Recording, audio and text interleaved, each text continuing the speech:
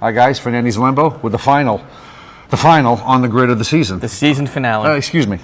Oh, you all right? When are we coming back? Let's let them know right off the bat. Let's not bury the lead. When are we coming back? Maybe midway through August, Yes. maybe? You know, when things get rolling for the fall season Right. and football and stuff and golf and volleyball get practicing, we'll be back to look at it. So yeah. You'll be okay for a couple months. No withdrawal symptoms, hopefully, from our many fans out Hopefully there not. on the grid. No, but you can always go to htpreps and watch watch back episodes. Or YouTube, or if you're really desperate. Yeah, watch some reruns. Actually, but we saved the best for last. We got one team left. We do. Venice, Jacksonville Creekside in the 7A state semifinals. What do you think? Fifth straight Final Four appearance. Yep. Great story by Dennis Mazzoli today, talking about playing small ball. How, and I didn't know, back in 2012, maybe you can talk about it, I guess they introduced bats that severely limited the power. Yes. Rich Carroll, I was down here years ago, guys hit 23 home runs in a year. Now everybody bunts and everybody steals bases on that team. Yeah, it's I remember that 2012 when they changed the bats, kind of deadened some of the power in the game. But I think what makes Venice so good is their ability to put the ball in play. Because at the high school level, not every team plays really great defense.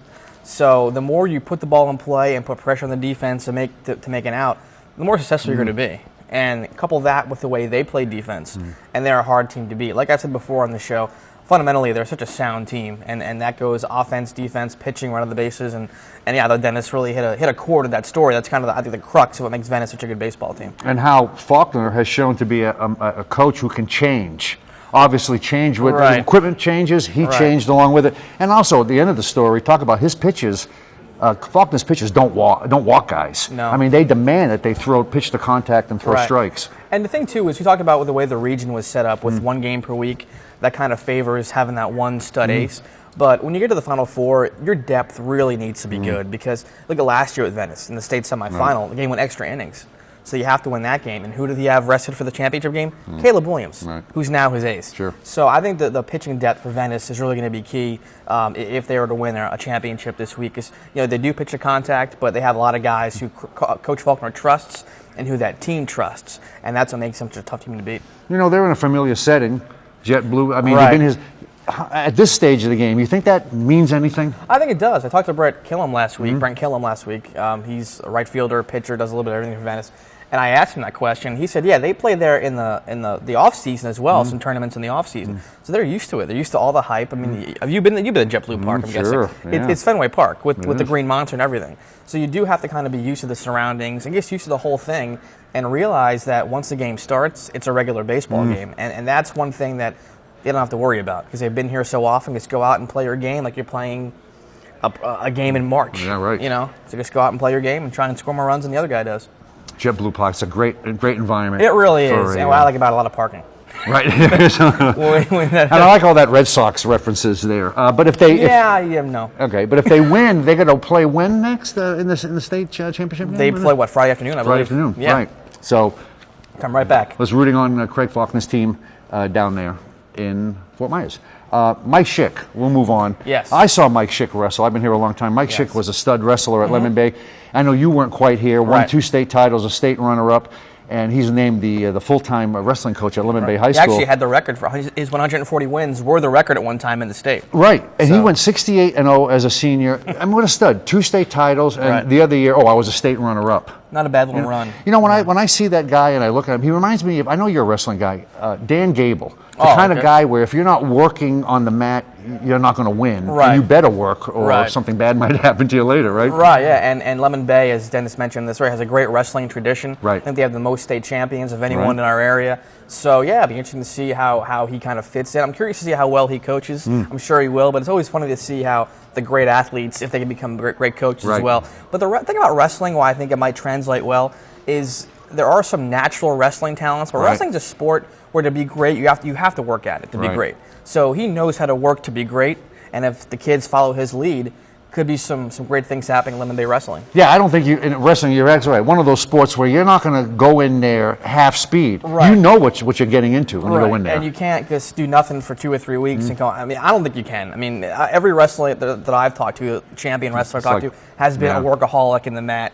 Coaches say they can't get this kid off the mat. So rarely do you see a guy who's lazy do really well at wrestling. The fact that he worked to make himself a great wrestler, like I said, he knows how to build himself into a champion, and I'm sure he knows how to build other wrestlers into champions as well. Yeah, I'm sure he'll instill that in all of his wrestlers. Oh, they won't be wrestling. Right. Yeah, they'll do something else Lemon Day.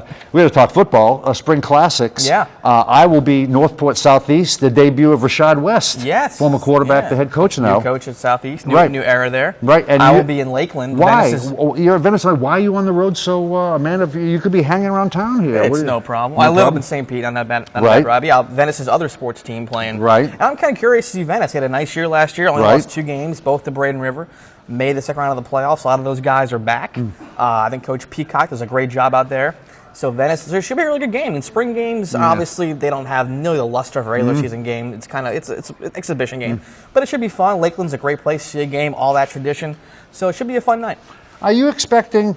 I mean, rosters change from spring to the fall. With this new rule that's coming, would you expect maybe the rosters not to look the same now as they will in 2 or 3 months, you think? Maybe. Yeah. Maybe. We'll see. We'll see what each team needs. Yeah. I know, for example, back when Joe Canal was at Manatee, one of the most fun things about that was seeing his lineup in the spring and then seeing it for the Kickoff Classic. It looked totally different. Kids in different spots. So we'll see. I'm sure each team has its own needs to address, but we'll see when we come back here in the summer. Yeah. And no mean to close our year here on a downer, but you know, I reported the story yesterday or this morning's paper about the passing of Chico Nelson. Right. You weren't quite here. Chico played my first year down here in Sarasota, 1987-88, and he was at the Dick Vitale Gala on Friday night. That's crazy. Seemingly happy, smiling. And then the word comes out that possibly, you know, he might have had some personal issues that led to this death. When an athlete takes himself in any sport, it's you wonder the guy had such glory, and what causes athletes to. I know nothing. Not to. Yeah, I don't know anything about. Right, I know nothing about what happened here. So it's tough. What I will say though, and you mentioned I didn't see him play. Just reading your story and reading how upset people were about this. Sounds like a guy who was a really popular guy, a good guy to be around. So definitely a shame for the area, for his family, for his friends, and. You know, your thoughts are with everyone involved. Yeah, and unfortunately, we'll find out the results of the autopsy today. So prayers out to his family. Yes. But that's it. What a year on the grid. It just flew by. It's like we... And also, too, our banquet's on Tuesday night. Oh, yeah. Talk about that Robarts Arena. We're honoring all the great players and coaches for the past year. Right. If you still want to purchase tickets, sideline tickets, to be there with Tim Tebow, htpreps.com/Tebow. Right. You can go do that. It won't get you any dinner or anything, but you can still hang out in the sidelines and watch Tim Tebow. I think you're going to interview him. There's going to be like a 40-minute question and answer. Yeah, Tim so if people Tebow want to go listen to what he has to say about that, I'm sure stories about his days as a Gator, his days in the NFL, his days as a prep star himself. So if you want to check that out, feel free. Tuesday, and there's plenty of sideline seats left. And also Sunday, our All Area comes out for the spring. Oh, okay. So see, there's a lot to look forward to. There is, and we got some spring football coming up. So even though we're saying goodbye, there's still a little bit left in the prep sports season. Yeah. What was that expression from Love Story? I forgot what it was. I didn't watch that movie. But anyway, I'm on the grind on you. Thanks for tuning in to On the Grid for this season, guys, and we'll see you in August sometime. Yeah, it was fun. Okay, we'll see you. For John Lembo, I'm Fernandes. See you.